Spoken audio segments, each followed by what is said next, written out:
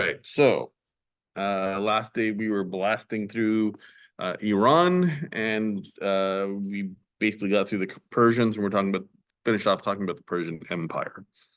And like I said, while sort of describing how exactly the system worked, like I said, very few non-Persians were allowed to reach any of the highest political positions.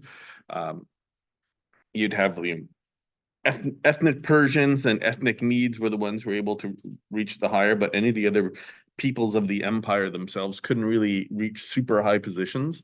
Uh, they would, however, when they would conquer an area, if you will, or take it into the empire, they would allow the elites to retain some power, some level of power and control, and even give these guys extra tasks, if you will. Often letting them make money off of it, and sort of in some respects they learned from the Assyrians in this respect is like, if you let these conquered people, especially the elites of the conquered territories, continue to make money and thrive, then there's less of an incentive for them to rebel. um, I guess we're just inherently selfish in that respect. Um, hello, here we go. So when they conquered the area, they would create these provinces, just like the Assyrians did. The provinces were called satraps, and basically, the satraps, they would put a governor in control, usually somebody of Persian or Median background, and then below that, like I said, there was a great deal of autonomy, allowing for a lot of these guys to thrive, if you will. And they would sort of create, again, basically, strong relationships between the Persian people in control and the locals, having cooperation, especially economically, keeping everybody pretty happy. You end up even having a great deal of intermarriage happening between the Persians and the locals. So like a Persian satrap governor would be there, and he would sometimes marry the daughter of a regional king or what have you. End result being a tremendous amount of stability, in some respects more stable than what you had with the Assyrians.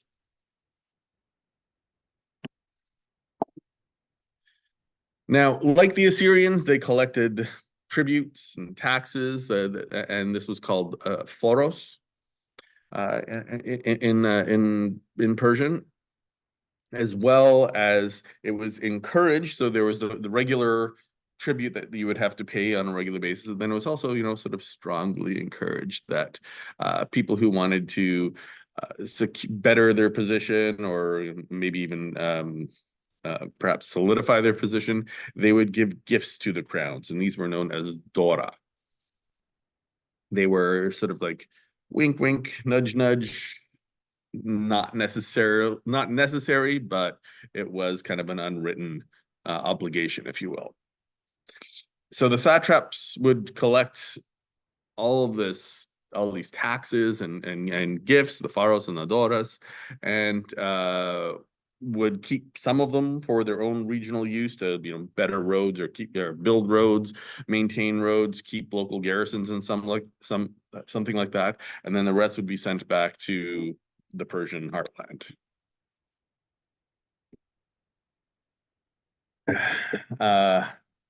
So this map again, sorry, it's showing you basically the extent of the Persian Empire and the major cities that you have: Babylon, Persepolis, Pasargadae, Susa, Ecbatana. So those are the five main royal cities, if you will, that the court would essentially do a circle through. And then the big one, well, the next two big important cities, although there were more, but at least the ones that historically had a big role, were Sardis, which was the capital on Western Anatolia, and so this was the old Lydian capital, and was the prime interface between the Persian and the Greek world, which is why it's been so important historically from a Western standpoint, because this is where all of the troubles with the Greeks was sort of directed, and then Memphis, of course. Okay, no problem. It's being recorded, so it'll be online. And Memphis, of course, would be the capital for the Egyptians.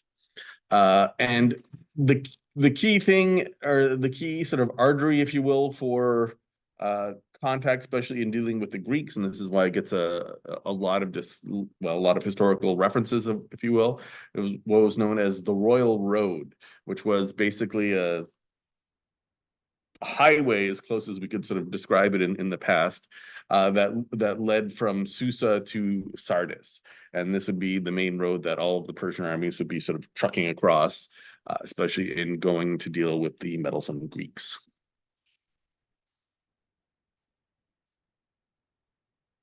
So the Achaemenid Empire was, the Persian Empire was extremely efficient. It was a well-oiled machine. And the big question, of course, is how did it fall? And really, in many respects, when you really sort of look at it and you push the Greek propaganda and Western colonialist bias aside, it didn't really. This has been a topic of debate for a long time, but the best way to look at it is that it didn't really fall. Rather, it morphed into the Hellenistic Empire of Alexander the Great. He took it over in its entirety. And so when we talk, when all these historians talk about the great achievements of Alexander the Great and his humongous empire, he didn't really build that empire. Majority of it was actually the Persian Empire that he took over with his defeat of the Persian army, and then basically taking it over wholeheartedly. Most of that empire was the Persian doing. They're the ones who basically built it. They built a lot of the infrastructure to make it work, and he just took it over. And the key thing to keep in mind is that the Greeks were nowhere near as good as controlling it as the Persians were, which is why it finally broke apart with the death of Alexander in 323. It collapsed into a whole series of small kingdoms. But then in reality, after as the Hellenistic Empire started to shrink more and more and more, you end up seeing a resurgence of the Persian Empire under the Sasanians. And honestly, the Sasanians are just the Persians, just under different names, essentially. The languages are the same, the concepts of kingship are the same, the areas of control, most of the capital cities are still all the same. You just have a resurgence of the Persian Empire again after that. But that is for another course altogether. All right, so that gets us out of the Persians.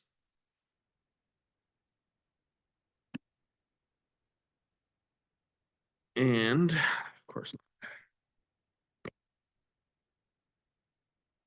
now we're going to finish back with everybody's favorite, Egypt.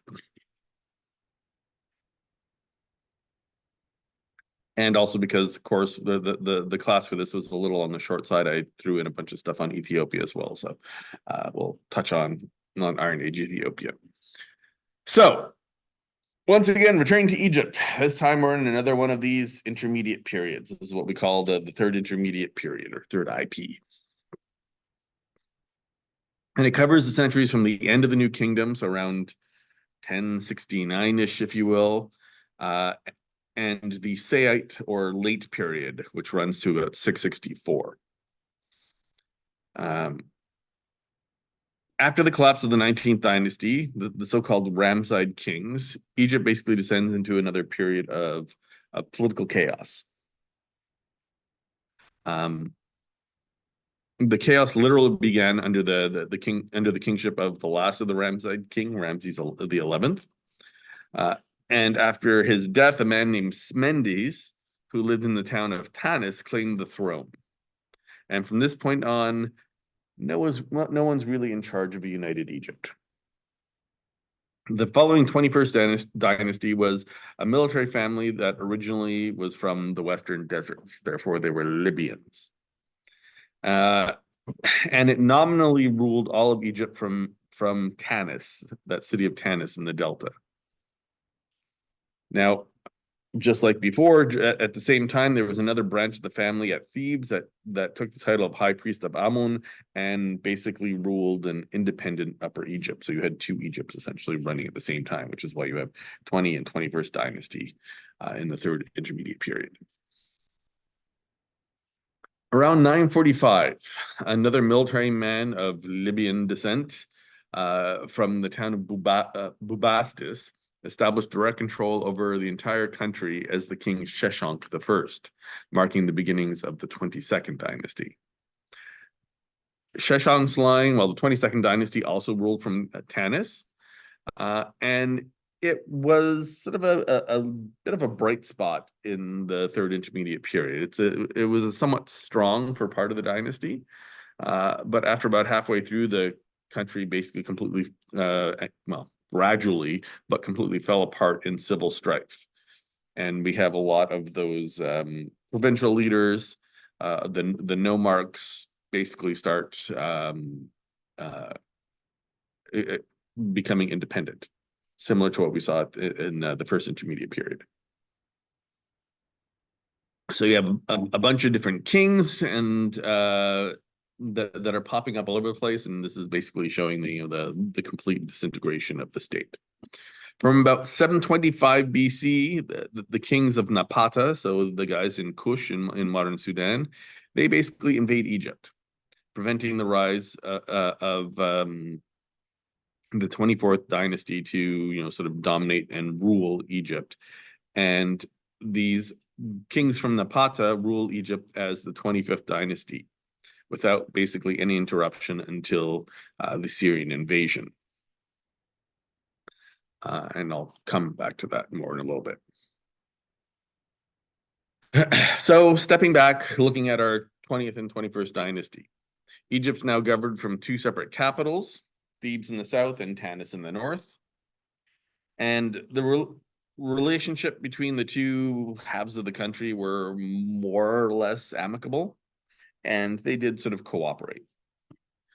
For the moment, kingship was kind of in a bit of a vacuum, if you will, but not for very long. Pretty soon you have a Libyan by the name of Nesbanebed,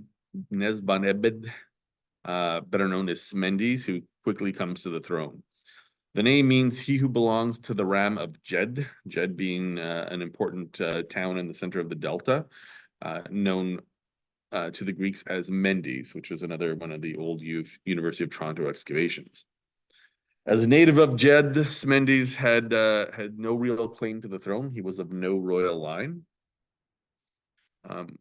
And our Smendes is kind of in this weird position where most of what we know about him actually predates his rise to the throne. We have the famous tale of Wenamun, dated to the last reign of Ramses XI, where we first hear about the future king, where you have Wenamun actually having to go to Smendes and ask for help and permission to undertake his trading expedition, which is kind of evidence of how strong he was at that point. So the way the story of Wenamun goes is on his way to Lebanon to obtain wood for the renewal of the divine bark of Amun-Ra. He stops at Tanis. Wenamun stops at Tanis, where it's described as the place where Smendes and Tentamun are. And Smendes is specifically described as the one to whom Wenamun gives his letters of diplomacy, or whatever you want to call them, permission, from the high priest of Amun, who was kind of the leader of in the south. And then Wenamun is given a ship by Smendes, and he goes to Byblos. Smendes, together with Tentamun, are therefore shown as to be of significant power in the Egyptian Delta, equal to the high priest of Amun in the south. This is before he has taken power. Now, it's an important thing to keep in mind is that this story that is happening. The Wenamun story is happening during the reign of Ramses the 11th, and he at this time probably lived in Pyramsis, or that ancient capital of Avaris, which is only about 20 kilometers southwest of Tanis. And yet Wenamun didn't go to Ramses for permission and for help with getting the boat. He goes to Smendes. And this really sort of shows the political disintegration at the end of the Ramesside period, and well, how Ramses the 11th basically had no power. Actually, in fact, that high priest of Amun down in the south, a man by the name of Herihor, assumes a lot of the royal titles, even while Ramses the 11th is still alive. And probably Smendes was doing the exact same thing in the north. Whatever the original status of Smendes was, after the death of Ramses the 11th, Smendes becomes king of Egypt. And it's recorded as such in a lot of the sort of textual data. However, again, there's this distinction where there's king and there's the title pharaoh. This is again one of these little. I don't know if I actually went into it when we did the New Kingdom period, but that famous term pharaoh that you hear all the time. This is a term that really only developed in the New Kingdom period. And so when they talk about the pharaohs of the Pyramid Age, pharaohs did not exist. It was the kings at that point. The term pharaoh is something that emerges quite late. That means like the big house, if you will. And what we're seeing here with Smendes is that he is generally referred to as king in most of the historical records. There's actually only 2 of them that actually refer to him as pharaoh. One of them being a stele at a quarry in the west, and then a small depiction at the Temple of Matu at Karnak, which also that one is fairly late in his reign as well, so it might be a term that he took later on. So during much of what we refer to as the 21st dynasty, there was that second dynasty, the high priests of Amun at Thebes, who effectively ruled Upper Egypt, while the kings of Tanis ruled Lower. And there was this sort of rather delicate balance of powers, if you will, perhaps even can't really say for sure, but we assume that there's some sort of informal arrangement for this division of Egypt. The priest of Thebes seemed to have held sway over the region that stretched from Thebes to El Khiba, which is just sort of south of the Fayum, and Tanis controlled from the Fayum up.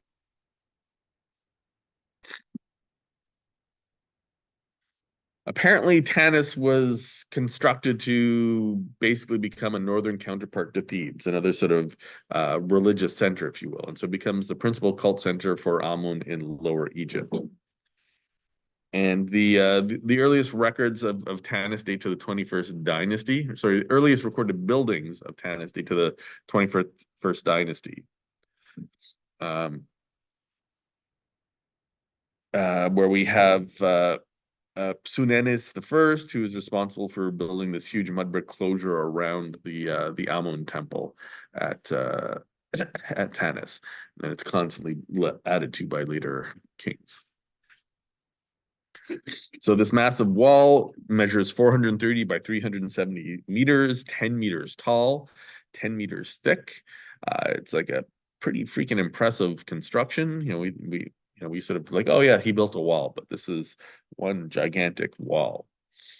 Within the outer wall, there's a mud brick interior wall.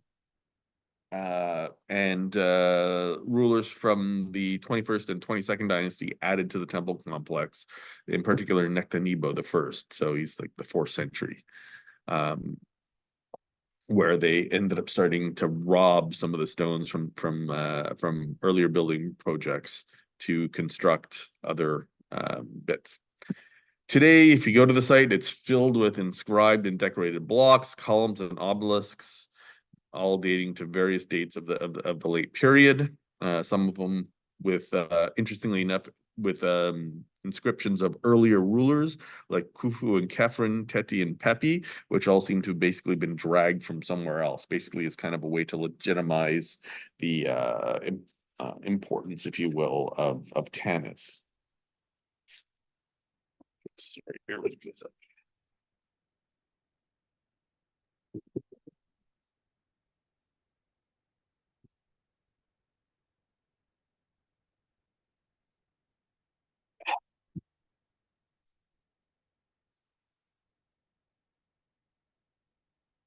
We can, yeah, since we know that there was really nothing at the site of Tanis before the 24th dynasty, that's where we assume that they were dragged from somewhere else, perhaps as an early sort of museum, or perhaps set up specifically to create this image of, or linking, if you will, to the older the kings of old. Near the southwest corner of the main temple complex is a smaller temple dedicated to the god Mut and Khonshu. As well, there's an interesting temple to Astarte, so an Asiatic goddess who is also worshipped in a smaller little shrine, if you will, which was rebuilt under Ptolemy IV in the 200s.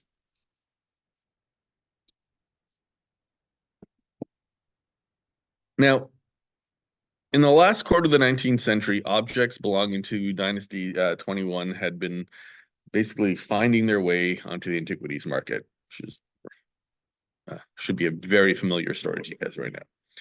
And their abundance and evident importance made it clear that somebody near the village of, well, near a village called Kurna had uncovered something major, a tomb cache of some significance. So in 1881, G. Maspero, then the director of the Antiquities Service, poked around, and suspicion basically narrowed itself down to the family of one, well, basically one family in the town, the Abd al-Rasul family. Eventually, Maspero convinced the head of the family to fess up and show where the finds were coming from, and he led them to this deep shaft south of the valley of Deir al-Bahri. And this is where one of the more interesting discoveries was found. The shaft tomb was about 10 feet by 8 feet and then dropped 40 feet into solid rock. And there was a small doorway that then gave access to a low corridor that ran northwards. And then it turns 90 degrees and ran for another 35 meters or so, or something like that, before reaching the first room, which was basically piled high with coffins. And the corridor continued for another 45 meters before reaching the 21st Dynasty family vault, which was this other large room that had originally been occupied by a half-forgotten queen called Inhapi. Now, this cache of coffins, coffins and mummies and other funerary furniture were basically piled up in this inconspicuous burial place. And they began to realize as they were poking through these that we actually had some pretty important kings in this thing, in this pile. And what we've been able to figure out is that, basically ever since these ancient kings were buried in their tombs, they were often sort of targets of being robbed. And it was basically with the priests of the 21st dynasty, I guess, as we're in another one of these intermediate periods and the economy was, for lack of a better word, shit, and people were looting and pillaging the tombs more and more, they wanted to protect the bodies of the kings. Because if you remember back to the class when we talked about mummification and whatnot, the whole idea is that you must preserve the body so that the soul can come back to it at night. And if you destroy the body, then the soul is lost forever, and you don't want to do this to these poor kings. So what they decided to do was intervene. They basically ran around to a lot of the kings' tombs collected their sarcophagi with their mummies essentially, and they all cached them in this hidden and basically inconspicuous tomb with none of the goodies really, or very few of the goodies, so that the bodies would be preserved in perpetuity.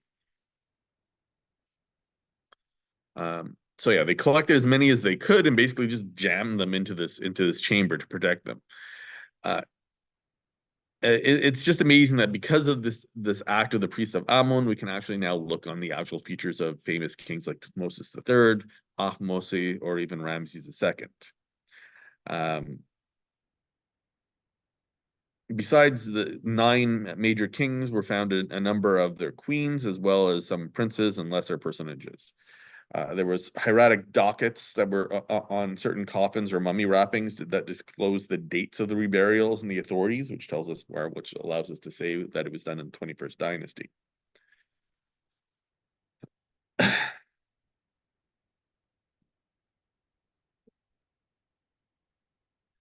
One of the other weird discoveries in this tomb was this one that was known as Mummy E. It had no inscription on it as to, or no docket to tell us who it was. And when Maspero and crew basically unwrapped it, it had a stench to it, which was totally different from all the other mummies. And they realized that this thing wasn't mummified. The person's hands and feet were bound and basically wrapped in the bandages, and they appear to have been buried alive. Still not entirely sure who it is. The general assumption is that this might actually be Pentewere, who was part of the Heron conspiracy of Ramses III, who tried to kill him. It was a thwarted conspiracy, and he was caught. And we know that he was killed and tortured in a horrible manner, and this might have been the manner that he actually was killed.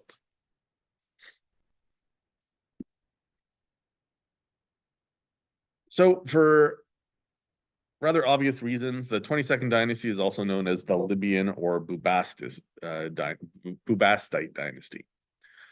All kings of this period are listed by Manetho as having come from Bubastis, which is a city in the eastern Nile Delta.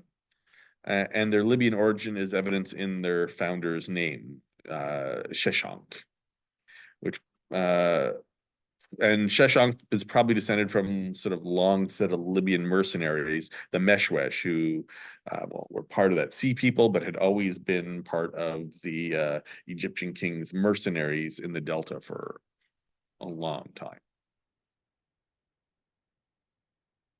So Sheshank was not the first Libyan to at least rule part of Egypt. Textual data shows that many other Libyan names appear in official capacities before him. But by the end of the Ramesside periods, the Libyans made up a majority of the Egyptian army.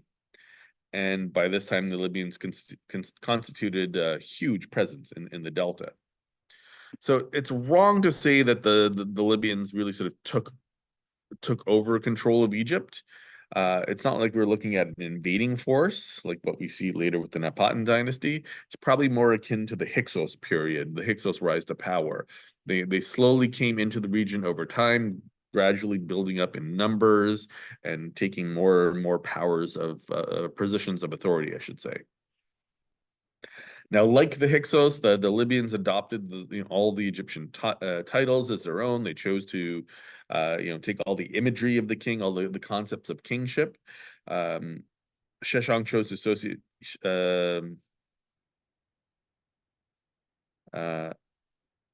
Sheshank chose to link himself or associate himself with the King Smendes I from the previous dynasty, basing his titles on that of Sheshank's. His yeah, don't worry about that. So Sheshank was known as a strong ruler who once again brought together a divided Egypt, which had basically been fragmented between Thebes and Tanis.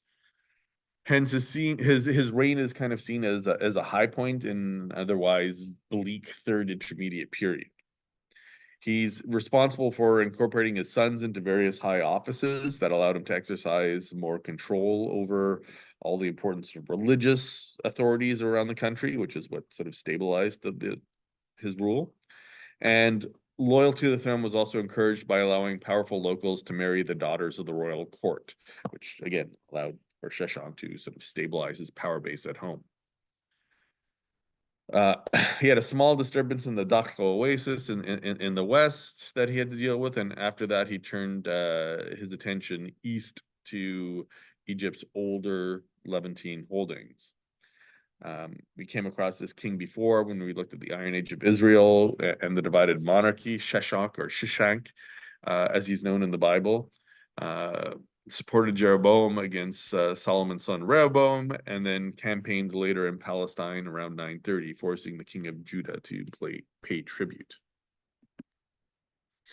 And of course, if you know your movie lore, Sheshonq is the king. Well, they talk about him being the king of who invaded Israel and supposedly took back the Ark of the Covenant back to Tanis. But well, we all know that the Ark is in Ethiopia, of course. The main Egyptian testimony for Sheshonq's war in Judah and Israel is a relief that was carved into an addition to the Temple of Karnak in his 21st year. There's also a list of about 150 sacked cities, most of which unfortunately is illegible. We can't make out the names of them, which is a little frustrating because we'd love to understand the geography a little bit better. So this Libyan dynasty is out of Bubastis, modern Tel Basta. So Bubastis is about 80 kilometers northeast of Cairo in the Eastern Nile Delta. It was always kind of an important city going all the way back to the 4th dynasty until the end of the Roman period. So basically 2600 BC to 395 AD. We even know that as early as the 2nd dynasty, a number of kings built up close ties within the city and constructed the Temple of Bastet. Besides the important Temple of Bastet, the city also occupied a key position along the ground routes from Memphis to the Sinai, and then, in theory, extending off into Syro-Palestine. But the city really sort of reached its peak of importance during the 22nd dynasty. But although it was an important city, it was never a capital. Tanis, they never moved the capital to Tanis. It was more of sort of a cultic center, if you will. Although some of the sources, when you look through it, kind of disagree, believing that Tel Basta was actually a capital during the 22nd and 23rd dynasty. But I don't think many people actually believe that anymore. The city was apparently destroyed by the Persians in their invasion, but overcame the disaster. The Temple of Bastet, you've got this red granite temple of the goddess Bastet, the cat goddess, which was originally documented by Herodotus in the 5th century. Herodotus tells us the city was popular with a lot of religious pilgrims who came by the thousands for the goddess's annual festival. He tells us that this festival was one of the grandest in Egypt, and he says 700,000 people would make the pilgrimage every year. Now, the site was excavated by Edward Naville between 1887 and 1889. And the site basically, well, it was so rude in the first place, and Naville's excavations weren't that good, that it's really impossible to reconstruct more than just sort of the basic layout of the temple in particular. But what he was able at least to confirm is that what Herodotus wrote about the site seems to fit. While we don't know too much about the layout of the temple, we believe that there's an entrance hall that was probably constructed by a king called Asorkon II of the 22nd dynasty. He also seemed to have added a festival hall, a hypostyle hall, and then there was another sanctuary that was built by Nectanebo of the 30th dynasty.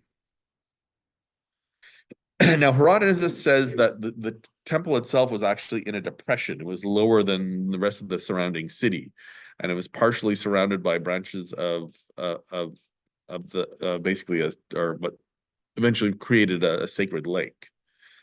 Yeah.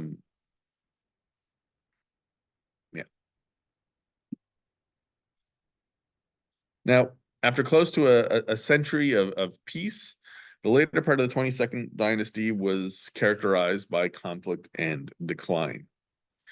With Sheshonq III, which is around 860-ish, the kingship was once again split, and by 770, Egypt is divided into another one of these petty dynasties.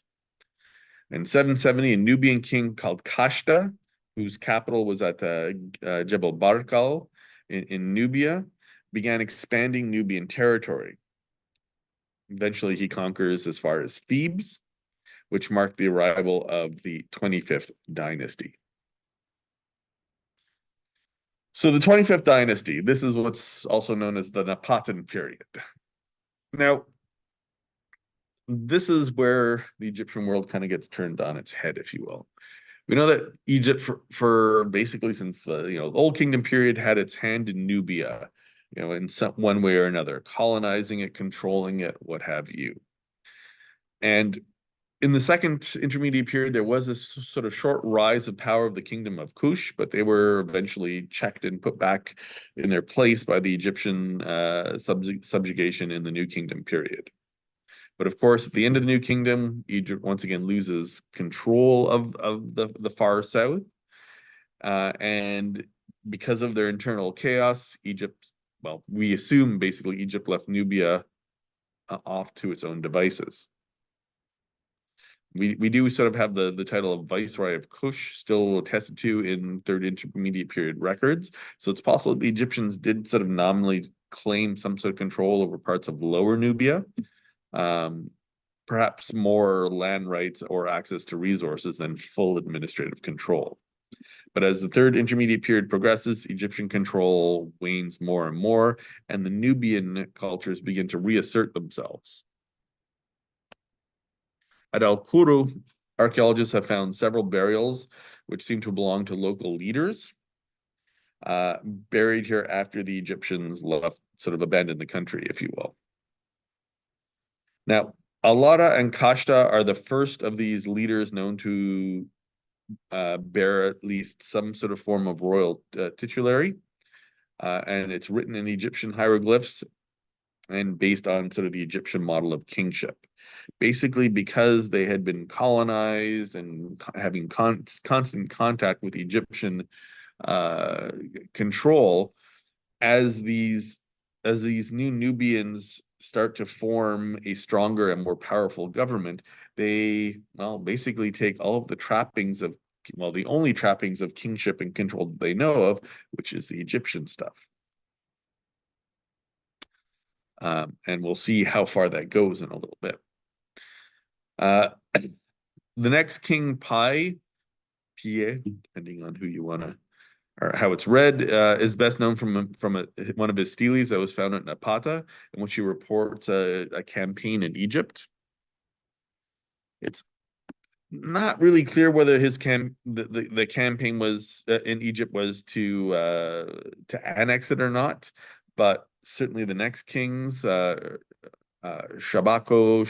Shabitko, and Taharko, basically take over the southern part of Egypt until the Assyrian conquest. So the Napatan state started to emerge around 900 BC, and the Kushites revived a lot of their traditional customs, like the Nubian bed burials, with the corpse in a contracted fetal position. They also started construct their, or they also constructed their old tombs or tumuli, the circular structures with the rubble on top. But then you start to see more and more Egyptian customs starting to come in. You start to find actually ushapti, so the little statues that are buried within Egyptian graves that are supposed to become servants in the afterlife. They start popping up. Although there are some little differences in that the wife of the king would often be expected to join her husband in death. Now, the key thing was that the Napatans sort of saw themselves, and this is one of the big differences, especially between the Libyans and the Napatans, in that the Napatans saw themselves as the successors to Egypt. living in Nubia. So the kings pushed the Egyptianization of the Kushite culture to its furthest extent. The kingdom of Kush becomes bilingual, speaking both Kushite and Egyptian. The Kushite king or the royal family and all of the elite all use the Egyptian language in, as far as we can tell, in writing. They adhered to the Egyptian concepts of religion, of theology, of kingship, and even began to follow Egyptian burial practices. It's all basically found more in the upper classes, if you will, that they're the ones that are Egyptianized the most. The royalty, the court, the bureaucracy, the priesthood, even like the heads of the military. Whereas the lower classes, well, they were still Egyptianized, although to sort of in a lesser extent, if you will. Now, unlike private Kushite burials, Kashta and the royal successors adopted for themselves a royal burial style in keeping with Egyptian kings. The corpses would be extended instead of curled up into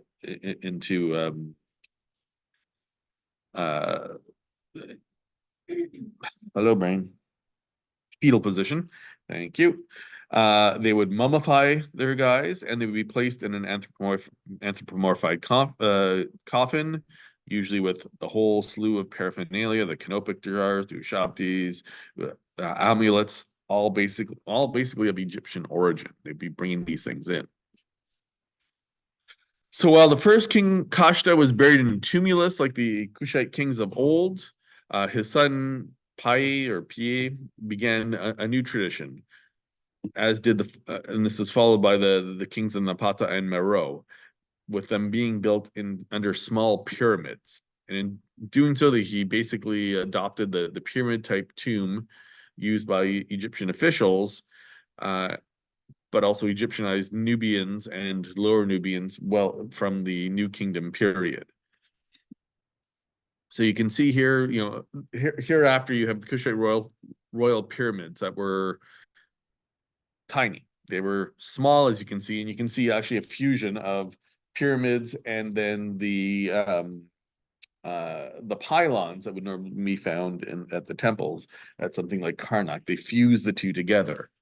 So the funerary tomb and the pyramid are fused together into this small monument.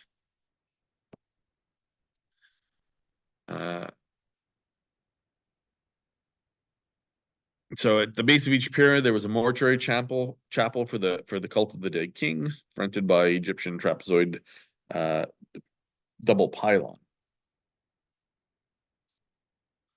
Now, when the king Kashta came to power in Kush, Egypt was basically in political turmoil.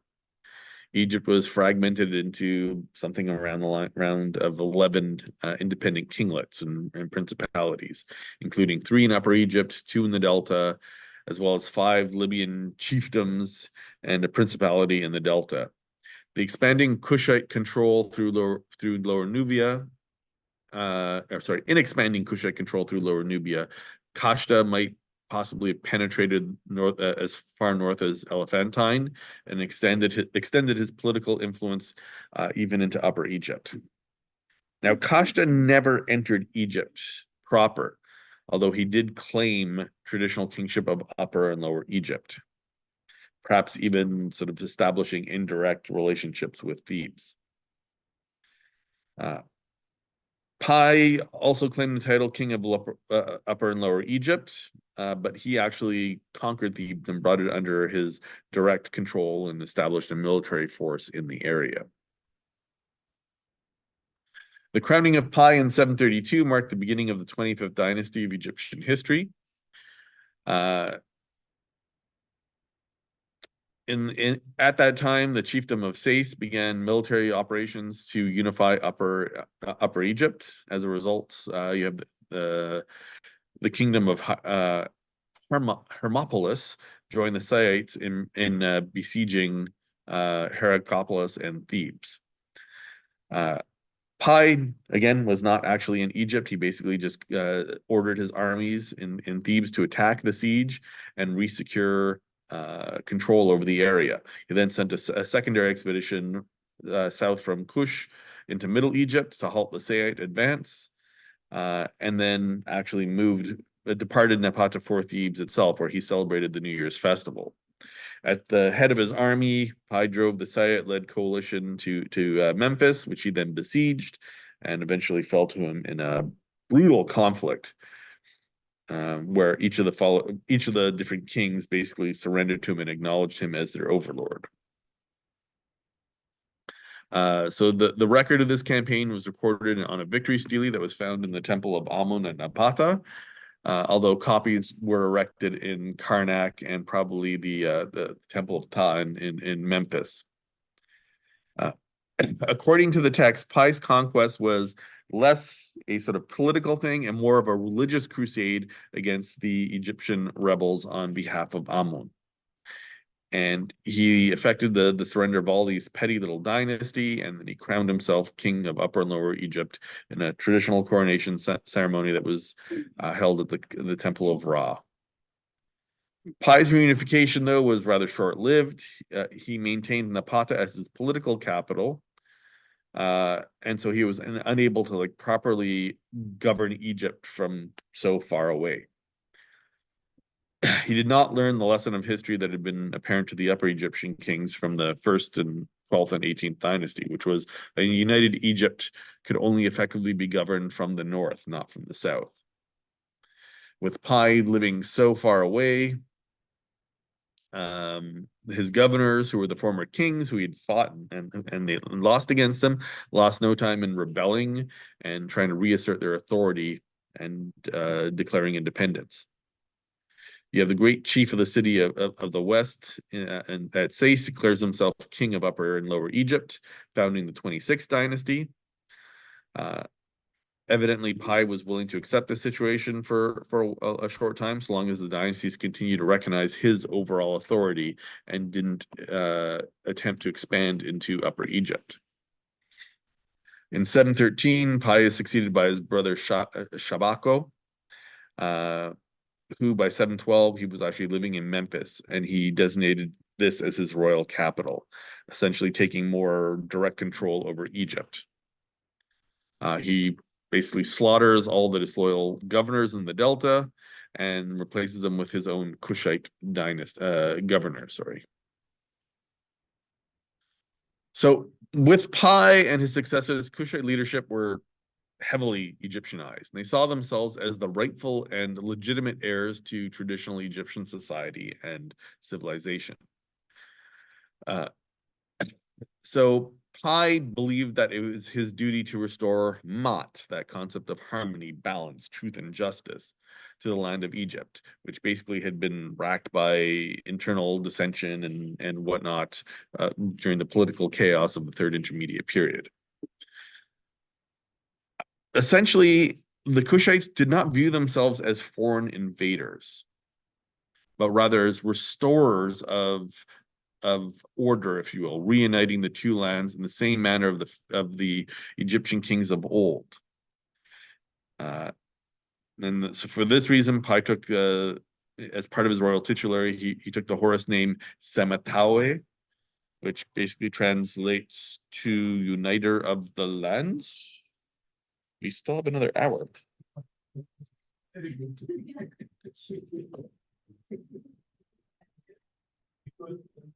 All right, that works in my favor. So he takes the Horus name Semetawe, which means uniters of the lands, which was a name taken, if you remember, all the way back to Mentuhotep II, after he reunited Egypt 1,300 years earlier.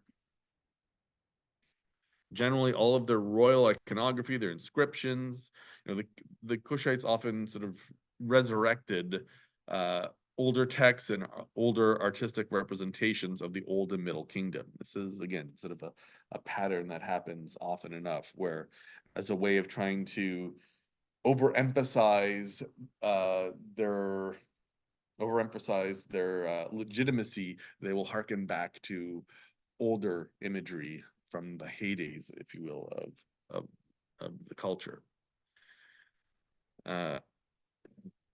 So Pai's victory really contained poetry and phrases that are lifted directly out of Old and Middle Kingdom sources. One section is almost copied verbatim from Middle Kingdom composition. Let's just say they didn't really understand the concept of plagiarism at this point.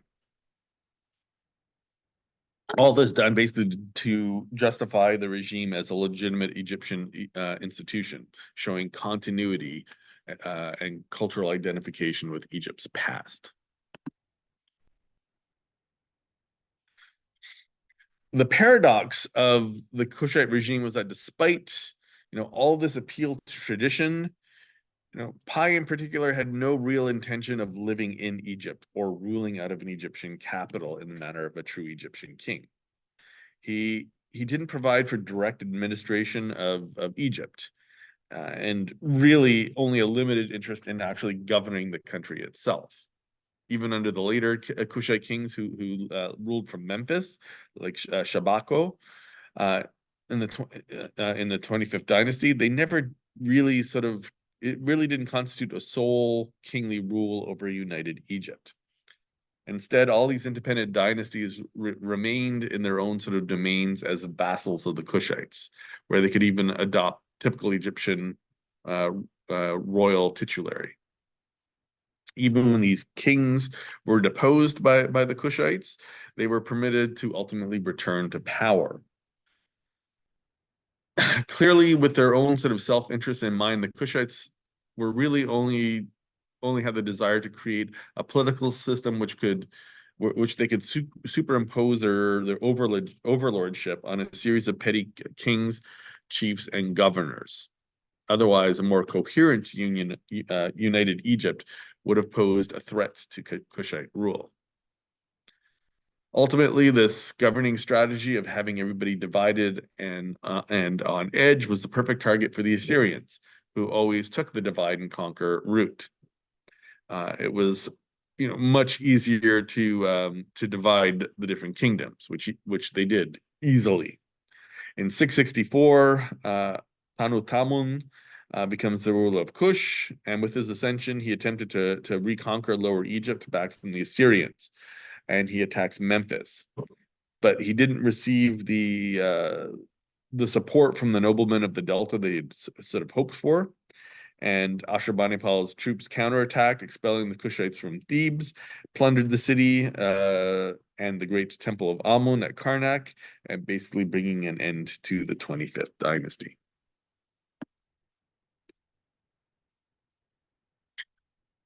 So next, we're looking at the Saite or late period. The new administration set up in Egypt by the Assyrians consisted again of 20 governors and vice kings, very similar to how the Napatans had the region organized, essentially keeping everybody off kilter. At the head of the list was a man by the name of Necho, who received Memphis and Sais as his sort of area of control, two of the most important cities of the period.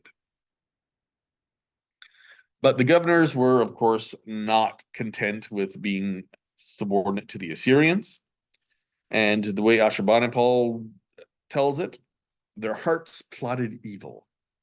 They sent mounted messengers to Napata trying to form an alliance, but the Assyrians caught wind of it, of course, captured the messengers, and then the Assyrians did what they usually did, which was a swift and decisive, perhaps overreaction.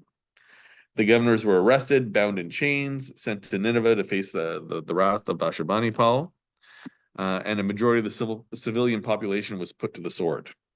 They hung the corpses from stakes, flayed people alive, and covered their skins on the walls of the town.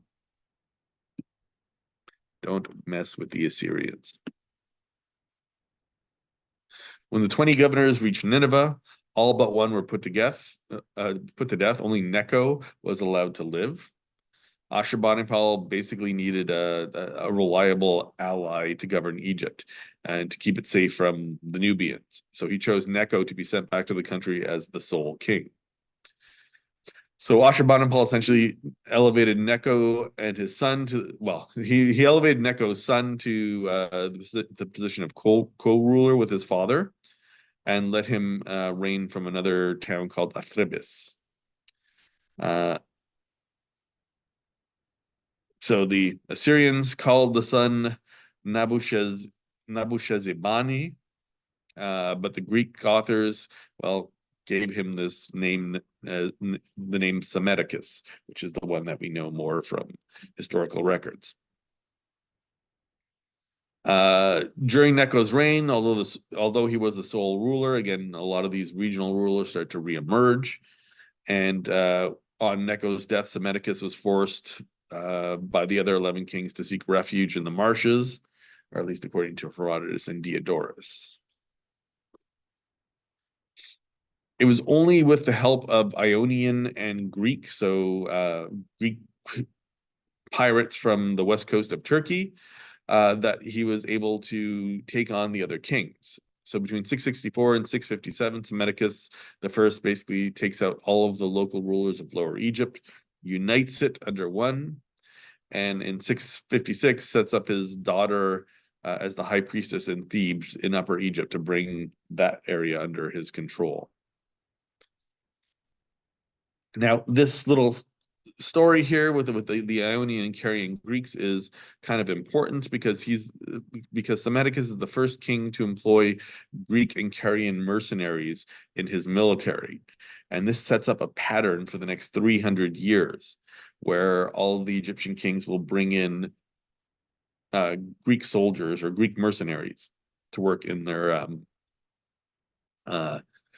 to work in their military, and this is where we start to have more and more Greek influence into the Egyptian world. By the 4th century, all the major powers are using Greek troops, which were really sort of a prerequisite for engaging in international conflict, and quite often really sort of determined the course of how the battle went out because of their fighting skills. Some will settle in Egypt, building up a nucleus of foreigners, and the country will play a proportionate part in history because of their specialization in trade and warfare. So the great chiefs of the Meshwesh, the Libyans, on the other hand, are no longer mentioned. They just kind of disappear from the historical records.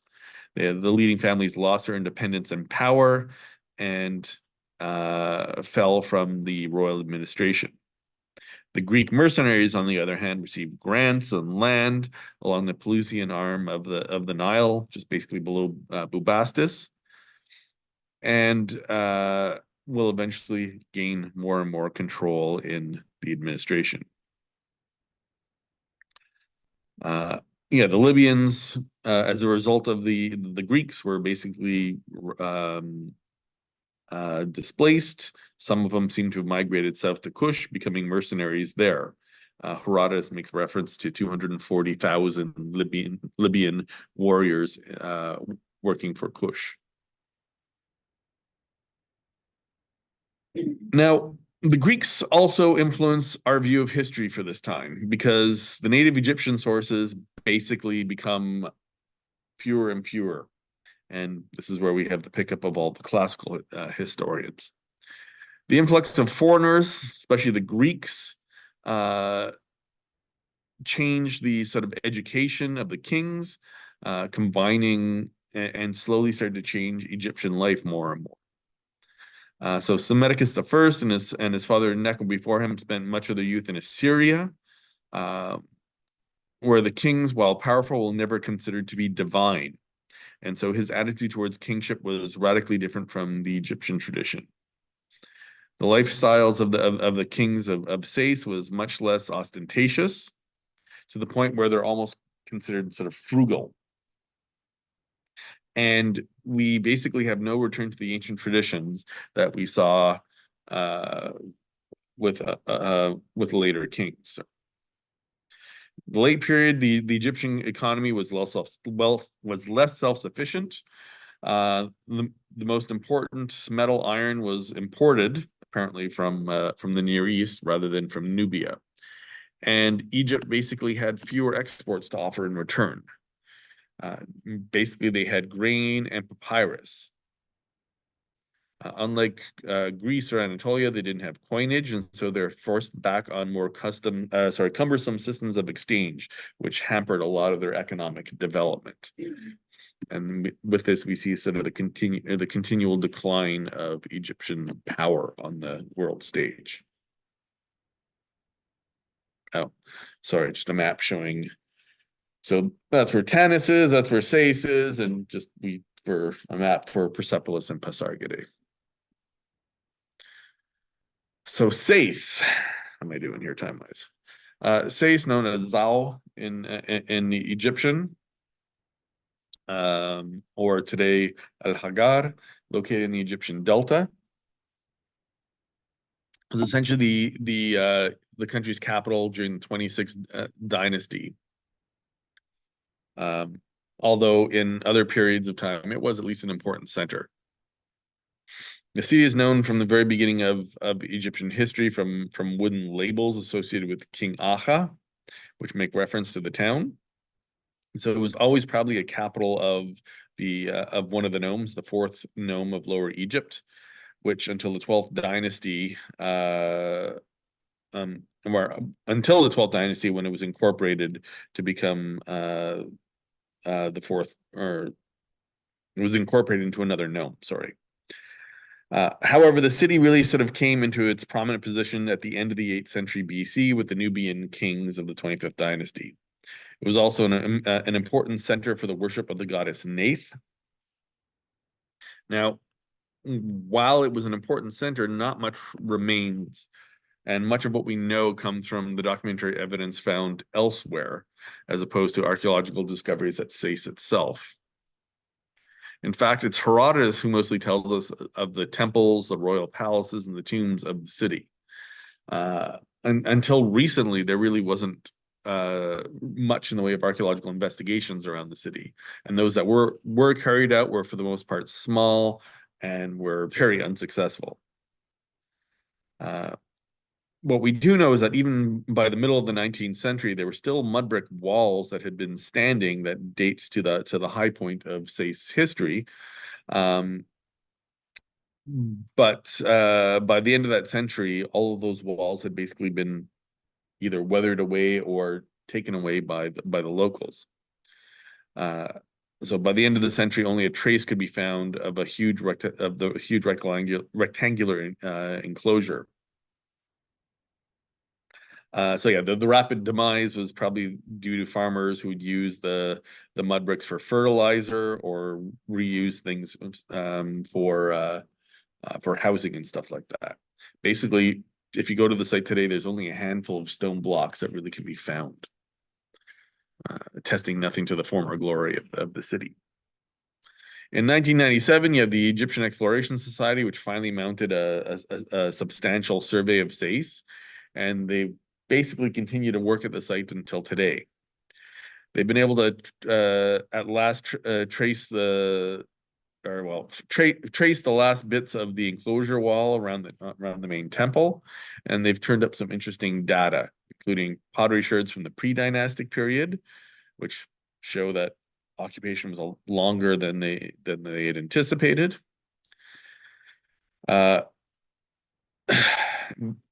And evidence have sort of documented the changing fortunes of the city as it would grow in size and shrink in size and grow in size over time. The only thing that never really shrank was the Temple of Neith, which seemed to have rivaled in size and splendor the Temple of Karnak, albeit perhaps on a less decorated state. Now, what is more evident from Sais is a substantial number of artifacts, including statues, stelae, sarcophagi that are scattered across museums all around the world. Most of these date to the 26th dynasty, but so far none have turned up that are earlier than the third intermediate period.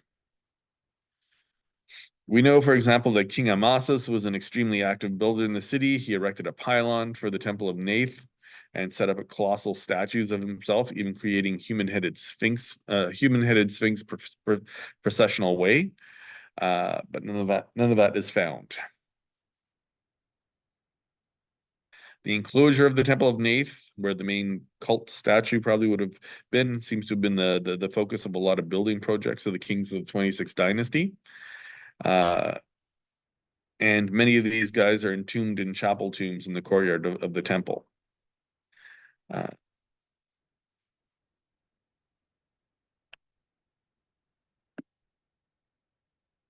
The reunification of Egypt and the imposition of a central administrative system, especially having local rulers, brought sort of a continuation of increased prosperity during the 25th dynasty, culminating in the 26th dynasty. But relatively little of this wealth can be seen in the archaeological record, because it was concentrated mostly in other parts of the delta, and a lot of Sais itself is covered by alluvial deposits. Chief exception, of course, is this collection of statues that were found at some private tombs that date to about the 7th century. They sort of give us a good idea on sort of the artistic talents and all the fads of the period, where again they're sort of bringing back a lot of the stuff from the Old and Middle Kingdom artwork. Again, trying to like emphasize their ties to the past.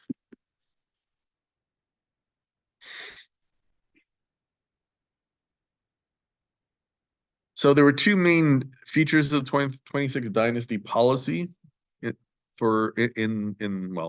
the areas of the Near East that they tried to control. Sorry.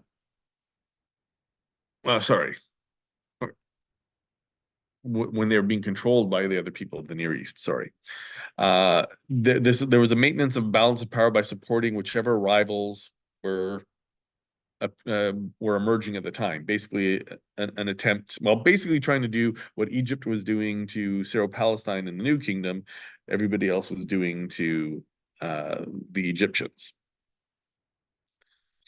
But the Egyptians did also try to play a little bit on the world stage. Psammetichus supported Lydia and later Babylon against Assyria until the Assyrian decline in 620, at which point he changes his allegiance to Assyria. And then in the 6th century, Egypt continued to support the enemies of Babylon until the Persians came to power. Necho II and Psammetichus II, and even Apres tried to meddle in Syro-Palestine, but often would get their butts kicked by whatever power at the time. Necho II even went so far as to campaign in Syria from 610 to 605, but was forced to withdraw. He supported the Assyrians during the siege of Haran in 609, but was defeated by Nebuchadnezzar, the Babylonian kings, and was basically pushed back to the Egyptian border in the Sinai. In 601, he repulses an attack by Nebuchadnezzar on Egypt, but he also fitted out the Egyptian fleets with Greek trireme warships in both the Mediterranean and Red Sea, in an attempt to try to control more of the sea power. In the 5th century, the sea route, especially the Red Sea route, was to become one of international importance. Yeah.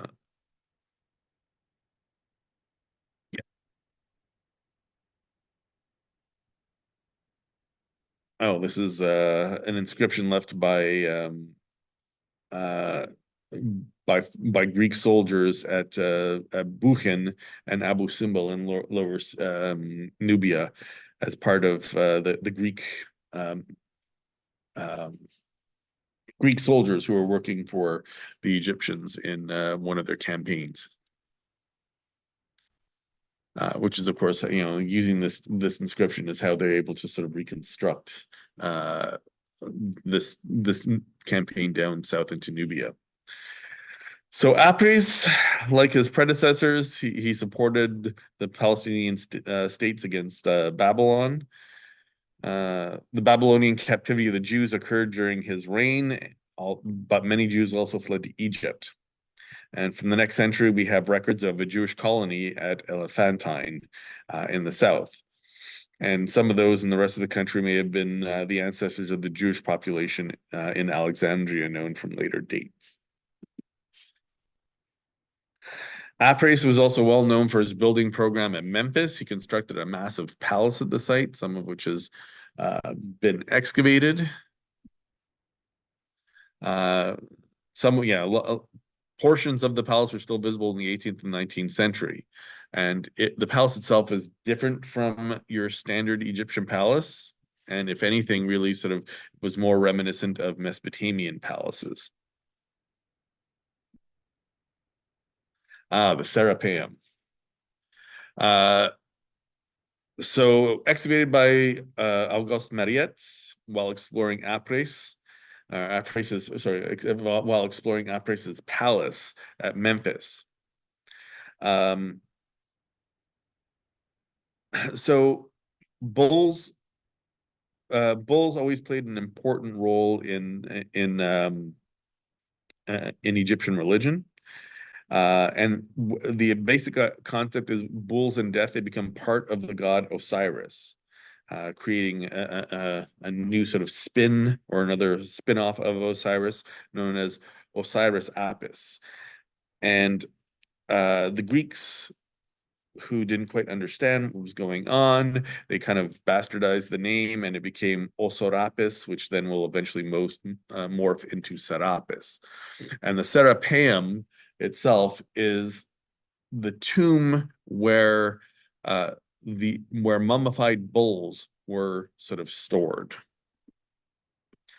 Here you can see the entrance to the tomb itself, and then like the map of it filled in with the map of the tomb, and you can see all the side chambers that was filled up with all these mummified animal remains. This was the site that Giovanni Belzoni, who's one of these early 19th century explorers of Egypt, was like crawling around, and in his books he really sort of describes in vivid descriptions of basically crawling on all fours through the Serapeum, crushing these various mummified animals and having all the dust of mummies of old getting caught in his nose. If you ever read some of his works, he's published a couple of books of his explorations of Egypt. The man was an utter nutcase, but was actually a fun writer.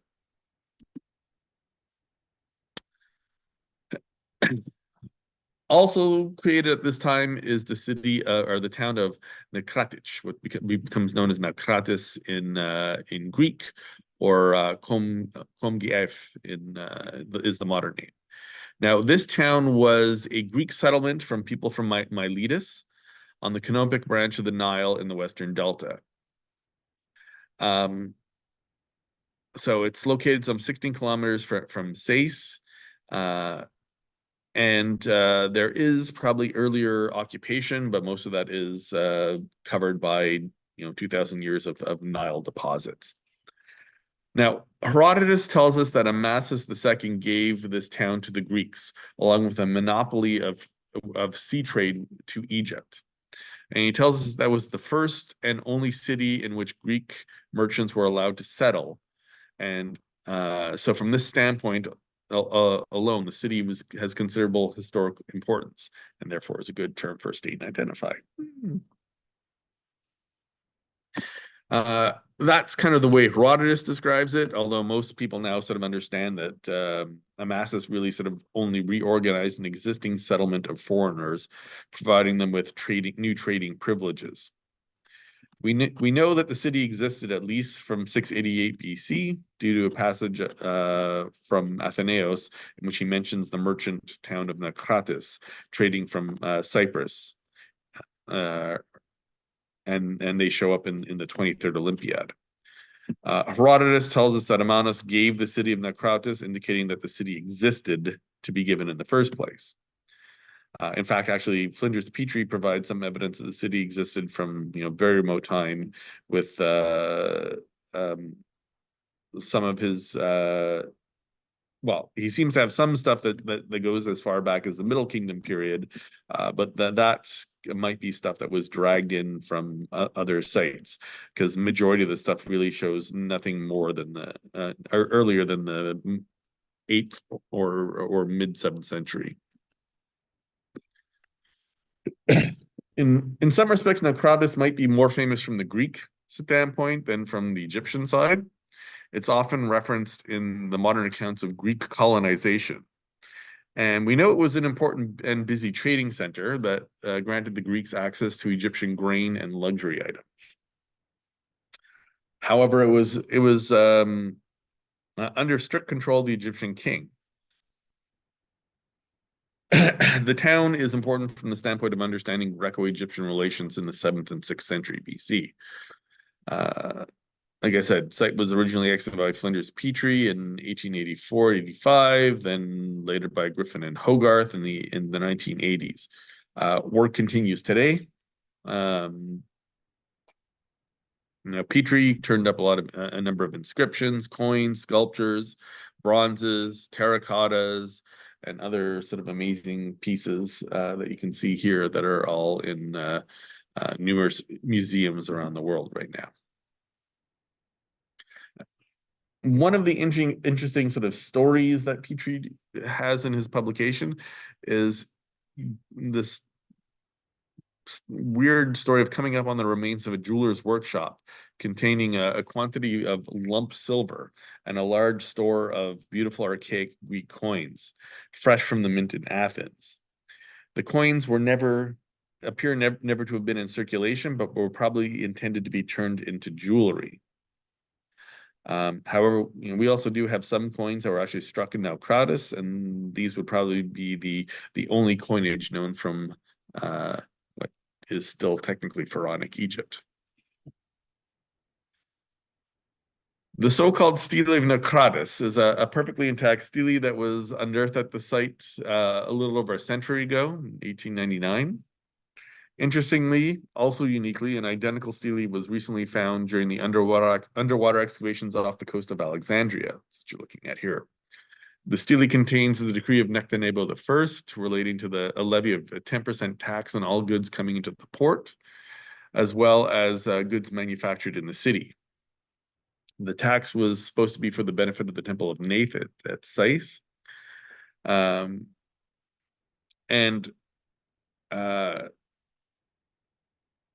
Again, sort of points to the idea that the Greek traders at Naucratis had almost a complete and absolute monopoly on foreign sea trade during this time period. So Amasis is also remembered as, well, again, by the Greek historians, he's remembered as a drinker and a philanderer. Both Herodotus and some later Egyptian sources, but we must emphasize later Egyptian Greek sources, tell some vivid stories that illustrate these characteristics. At the end of Amasis' reign, it was basically overshadowed by the growing power of Persia. In attempts to sort of counterbalance the rising Persian power, Amasis conquered Cyprus in 560, which Egypt held until its conquest by the Persians in 525. Now, due to growing dissent, many of Egypt's best soldiers seem to have deserted the army and ran south to Nubia and joined the Nubian king at Meroe. And Amasis was basically forced to use Libyan and Greek mercenaries against the foreign invaders. Any sort of reprieve or pause they had from the Persians was brief. And Psammetichus III, so 526 to 525, he was the one that had to face the Persian invasion force, which was immediately successful. Cambyses, the first ruler of the 27th dynasty, was also the first outsider whose main interest was not Egypt, to become a king of Egypt. He undertook campaigns through Egypt as far south as Nubia, and then also the western oasis of Siwa, but both of these campaigns failed. His rule was resented bitterly, partly because of an attempt to reduce the incomes of the politically influential temples. Darius the First followed a more conciliatory line, commissioning temples and buildings, including a temple of Hibis in Al-Kharga, or in the Al-Kharga oasis.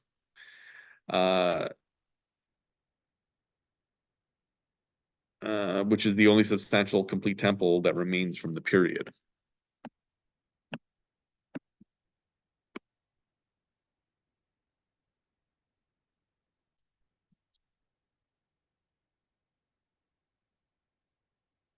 The importance of this oasis at this time may be connected to the momentous Persian introduction of the camel.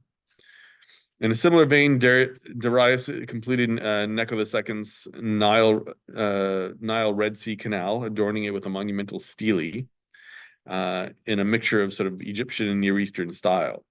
Until this canal silted up, it was the main thing that provided a direct sea link between Persia and Egypt.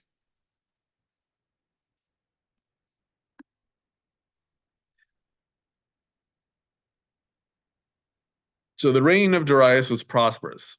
So Persian rule was kind of tolerated in Egypt, but only so long as there's no real chance of escaping from it. The Persian defeat at the Battle of Marathon in 490 signaled the beginning of 80 years of Egyptian resistance, in which Egyptians rebelled against, in which Egyptian rebels traded grain with the Greek states in return for military aid. The Western Delta was the center of this resistance, and Persian rule was more easily maintained from the Nile Valley, which could be reached by the Red Sea route. Foreign troops were also used by the Persians, particularly Jewish troops at the frontier garrison at Elephantine. We have a number of papyri in Aramaic, which was the administrative language of the Persian Empire, that have been found at Elephantine and other sites. There's scarcely any Egyptian documents or monuments from the period between 480 and 333.